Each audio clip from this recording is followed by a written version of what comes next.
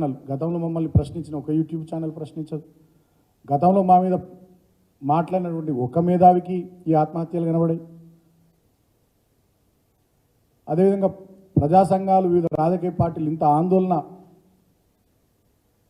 రాస్తారోకోలు, ధర్నాలు చేసి అక్కడ మంత్రులు స్పందించారు, ముఖ్యమంత్రి స్పందించారు, అధికారులు స్పందించారు. అంటే దున్నపోతు మీద వాన పడ్డట్టుగా ఇవాళ ఈ ప్రభుత్వం యొక్క వైఖరి ఉన్నది.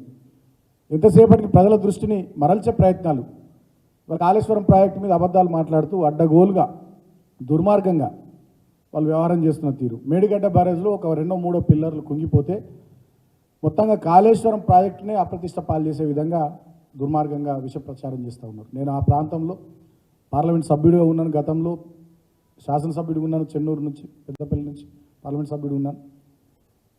ఇవాళ నేను సరైన సమాచారంతో మాట్లాడుతున్నాను. కాళేశ్వరం ప్రాజెక్ట్ అనేది కేవలం ఒక మేడిగడ్డ బ్యారేజ్ కాదు.